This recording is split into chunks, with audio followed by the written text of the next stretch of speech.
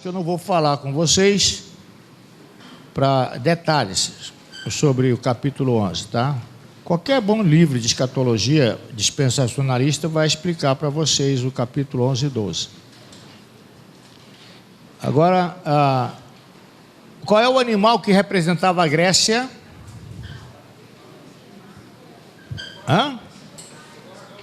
O leopardo. O leopardo. E ele tinha quantas asas? Por que 4 asas? Qual o significado dessas 4 asas? Primeiro, simbolizava a velocidade com que Alexandre dominou o mundo na época. Correto? O que significam as 4 asas? A velocidade com que Alexandre o Grande dominou o mundo. Em segundo lugar, no capítulo 11 de Daniel, fala que Alexandre, o reino dele não passaria a nenhum dos seus descendentes. E fala também que seus filhos, ele tinha um filho legítimo e um ilegítimo, que seus filhos seriam mortos. E eles foram assassinados. E o que aconteceu com o reino da Grécia? O reino da Grécia foi dividido em 4 pedaços entre os 4 generais de Alexandre: Seleuco, Ptolomeu, Cassandro. Estou esquecendo de um. Alguém lembra aí quem é bom de história? Seleuco, Ptolomeu, Cassandro e Lisímaco. Esses foram os grandes generais de Alexandre. E eles, quando Alexandre morre, cada um pegou um pedaço do reino. Tá ok? Por isso 4 asas no leopardo.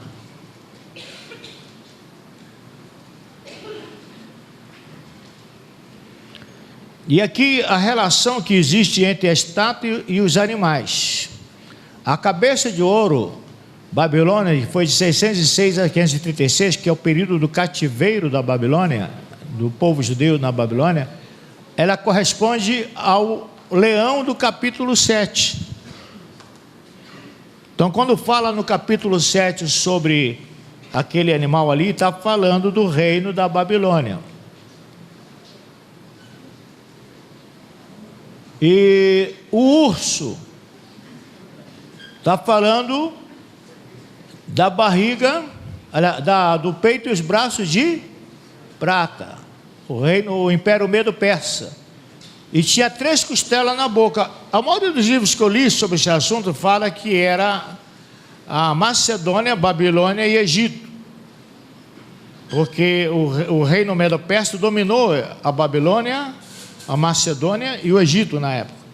Daí esse simbolismo de 3 costelas na boca do urso. E o urso levantava uma perna mais alta do que a outra.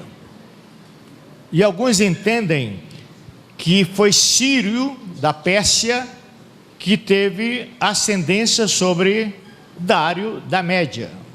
Eram 2 impérios separados. Aí Círio domina Dário e passa a ser um império só, o Império Medo-Persa. Tá ok?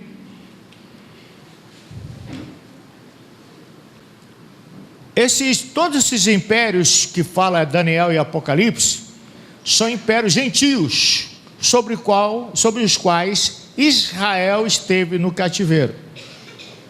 Israel foi dominada pela Síria, foi dominada pelo Egito, foi dominada pela Babilônia, foi dominada pela Grécia, foi dominada por Roma e será dominada pelo futuro reino do Anticristo. Em Daniel 9, diz que esse príncipe romano, o Anticristo, fará uma aliança com os judeus por quanto tempo? Daniel capítulo 9, por 7 anos, por 1 semana. 1 semana são 7 anos ali, na profecia. Aquelas 70 semanas de Daniel são semanas de anos, não são semanas de dias. E isso aí está baseado no castigo que Deus deu ao povo na desobediência, na falta de fé. Quantos dias os judeus espiaram a terra? 40 dias. Aí Deus falou assim: para cada dia de incredulidade vocês vão pagar um preço de 1 ano. Quantos anos peregrinaram no deserto? 40 anos. E a palavra Shabua, semana, ali no hebraico, são semanas de anos, não semanas de dias. Tem a palavra Shabuim.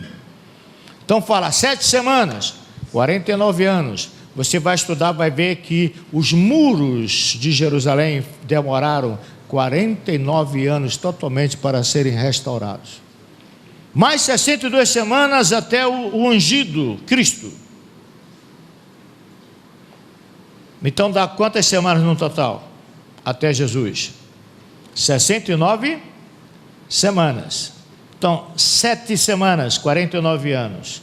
Mais 62 semanas, 434 anos. Esses 434 anos atinge o período chamado interbíblico. 400 anos entre o último profeta e até a vinda de Jesus. Mais 34 anos, que é o período do ministério de Jesus. E no calendário, aí vem isso aí eu já desisti de entender isso, de pesquisar, já cansei. Porque o Velho Testamento, os judeus usavam um calendário baseado na lua. Era um calendário lunar. Então, os dias, os meses são de 30 dias e o ano tem 360 dias. O nosso calendário que você usa aí, tá? Ele é gregoriano e ele é baseado no Sol. E ele tem 365 dias, alguns minutos e algumas frações de minutos. E de 4 em 4 anos, nós temos que acrescentar 1 ano para consertar o calendário, que são os anos bissextos. Então, se você quiser entender as profecias dentro do calendário gregoriano, você vai ter uma santa dor de cabeça. Agora, é incrível que dentro do calendário judaico as profecias se cumpriram literalmente. Quando começa a contagem das 70 semanas de Daniel? Aí fala, desde a ordem para a edificação de Jerusalém. Quando que foi essa ordem? Está em Neemias capítulo 2, de 1 a 8. A enciclopédia britânica, ela diz que Artaxerxes, ele assumiu o reino no ano 465 a.C. E fala que no 20º ano do rei Artaxerxes foi dada a ordem para a reconstrução dos muros de Jerusalém. Que ano foi? Ano 445 a.C. Então, as 69 semanas, ou 483 anos, teria que terminar na morte do ungido. Porque Daniel fala assim, 7 semanas, 62 semanas, e o ungido será tirado. A palavra ungido ali, Machia, é uma referência a Jesus. Então o que acontece? Essas 69 semanas, que começou no ano 445, no primeiro mês do calendário judaico, no mês Abib, no mês Nisan. Então, ali começa a contagem. Ora, como é que foi criada a Páscoa? No mês Nisan. Êxodo 12 para decorar, e João capítulo 12, Êxodo 12, capítulo 12 para decorar. Em Êxodo 12 fala que no 10º dia do primeiro mês, no mês Nisan, do mês Abib, Israel tinha que escolher o cordeiro para o sacrifício. E no 14º dia, o cordeiro teria que ser sacrificado à tarde. João 12 fala que Jesus entrou em Jerusalém, depois ali 5 dias antes da Páscoa. Ele entrou numa segunda-feira, no dia 10 do mês Nisan. Ele entra em Jerusalém quando o povo começa a citar o Salmo 118, Baruch Rabá, Boshem Adonai, Roshaná, Roshaná, bendito que vem no nome do Senhor, Hosana, Hosana. E Jesus diz assim para depois, quando ele está para ir embora: vocês não me verão mais, até que vocês digam Baruch Rabá, Boshem Adonai, bendito que vem no nome do Senhor. Os judeus não se converteram. Há um grupo pequeno de judeus se convertendo hoje, mas a nação de Israel não se converteu. Mas Romanos tem uma promessa, e diz lá, Romanos 11, 26, toda Israel será salva. Que todo Israel? Todo judeu? Não. Os judeus remanescentes vivos no final da grande tribulação. Em Zacarias, quando Jesus subiu para o céu, em que monte ele estava? Monte das Oliveiras. E Zacarias diz que ele vai descer no Monte das Oliveiras. Então, no final da grande tribulação, os judeus vão estar olhando para cima. Jesus está vindo com a igreja e com os anjos. Aí eu vou brincar com vocês, porque depende de interpretação, de hermenêutica. Como é que você interpreta a Bíblia? Literal ou figurado? Quando eu falo isso, eu sou vítima de gozação, porque falam que eu tenho uma fé muito infantil. A Bíblia diz que Jesus vem montado num cavalo branco. Então, pelo menos no céu tem cavalo. Aí a interpretação é minha, tá? Pode rir. Eu creio que, literalmente, que Jesus vem montado num cavalo branco. E creio também que nós, a igreja, viremos montados em cavalos brancos. Junto com os anjos, a igreja, Jesus e os anjos, para a grande batalha no final dos 7 anos, para a famosa batalha do Armagedon. Aí você interpreta do jeito que você quiser, figurado ou não, aí fica contigo. Eu gosto de aceitar que é literal. João Carlos Marx, ele contando no livro dele, o testemunho dele, que ele morreu, ficou 30 minutos morto, e ele chegou no céu, ele viu uma árvore, um fruto bonito, sentiu vontade de comer, Jesus disse, come. E ele pegou a fruta para comer, e quando ele estava comendo, já tinha outra fruta no lugar daquela que ele tirou. Aí ele olha para o lado direito assim, ele viu um leão, um tigre, maior do que o tigre de Bengala. E quem lê o livro de João Carlos Marx se escandaliza. Animal no céu? Que isso? Eu não sei o que vai acontecer, estou esperando isso aí. Eu creio que no céu tem animais. Quando Deus criou os querubins, não existia ainda boi, não existia ainda o homem e nem a águia. E os querubins, eles têm 4 faces. Tem cara de boi, tem cara de homem, tem cara de águia, o que mais? São 4 animais.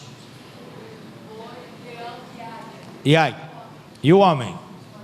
4 animais. Já existia essa forma no céu antes deles existirem na face da terra. Nós teremos surpresas quando chegarmos no céu. Mas volta aqui para o nosso assunto, né? Jesus entra em Jerusalém no dia 10 do mês de Nisan, e no dia 14 do mês de Nisan, na Páscoa judaica. João que havia dito, eis o Cordeiro de Deus que tira o pecado do mundo. No dia que o Cordeiro tinha que morrer na Páscoa, ele morre na cruz, no mesmo horário, à tarde. E estava completando ali as 69 semanas de Daniel. Ficou faltando uma semana. Segundo essa teoria, essa corrente, nós estamos no intervalo entre a 69ª semana e a 70ª semana de Daniel. Que intervalo é esse? Agora abram a Bíblia aí em Lucas capítulo 4.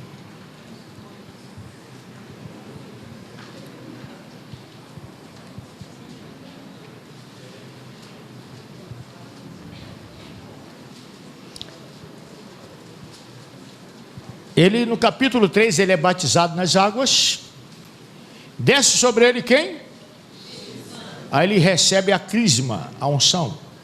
Aí ele passa a ser chamado não só de Jesus, Jesus o Cristo. Christos quer dizer ungido, Messias, ungido. E por causa dessa unção, ele fez o que fez em 3 anos e meio.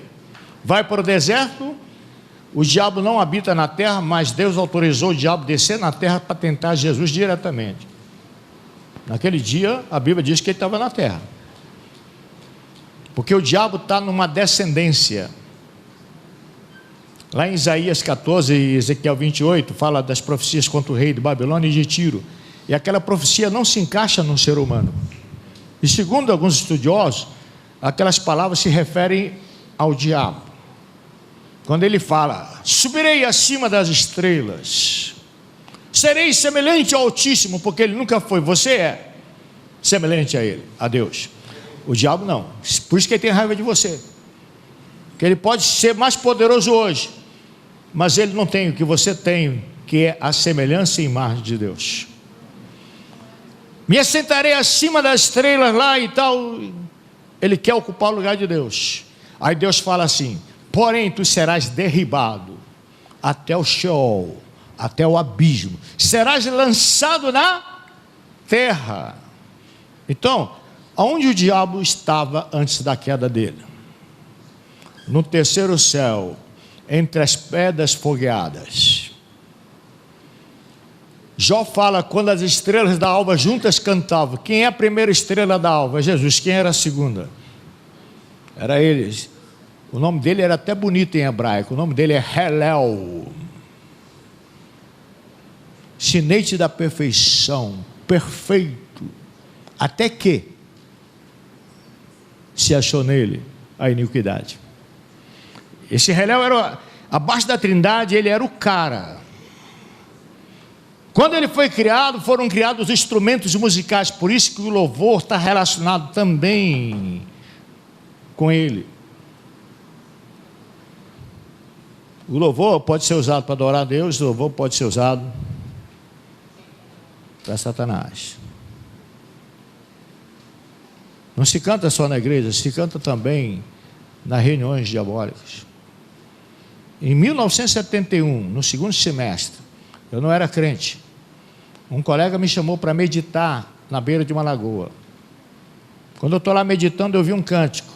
O cântico dizia assim mais ou menos, ela é uma moça bonita, ela é dona deste conga. Era um demônio cantando para mim, em Guaratinguetá, São Paulo. Em janeiro de 1972, estou de férias em Manaus, minha mãe pede para ir no terreiro onde ela trabalhava, e minha mãe era vice-chefe de um terreiro de Umbanda, recebia 40 demônios toda quarta-feira, e eu vou lá, levar lá as oferendas e agradecer a Deus as bênçãos que Deus estava me dando, porque eu ia me formar na escola militar. E o segundo demônio que baixou na chefe do terreiro, vira para mim e fala assim, você se lembra que eu cantei o meu ponto para você lá naquela escola onde você está estudando?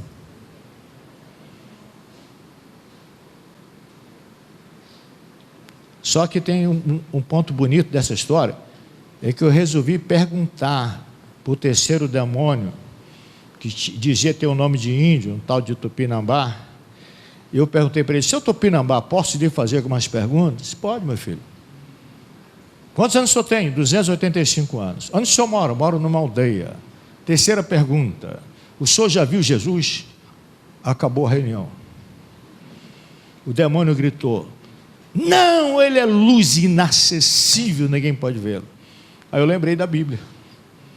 Eu estava sendo evangelizado, eu era kardecista, eu li a Bíblia, eu sou a luz do mundo, vós sois a luz do mundo. E aí eu levantei e fui embora. Quando eu estou saindo, o demônio gritando ainda, não te quero ver andando com os crentes, nem lendo aquele livro de capa preta. Isso foi em janeiro, em março do mesmo ano eu me converti, né? Amém? Então, voltando aqui ao nosso gráfico, esses reinos gentios, Israel teve no cativeiro. Eu estava falando alguma coisa antes aí? Não, né? Que tem hora assim que embaralha tudo aqui na minha cabeça. Então tinha o Egito, a Síria, a Babilônia, o Medo-Pérsia, a Grécia, Roma, dos Césares, e a Roma do futuro do anticristo. Israel foi cativa de todos esses impérios, e ainda lá no final da história, na grande tribulação, o anticristo, é isso que eu estava falando, ele vai fazer uma aliança por uma semana, 7 anos. Só que na metade da aliança, com 3 anos e meio, ele rompe esse pacto com os judeus e passa a perseguir os judeus. E a Bíblia fala em Zacarias que só 1/3 dos judeus vai sobreviver, o resto vai morrer nesse período. Aí nós estamos lendo aqui Lucas capítulo 4.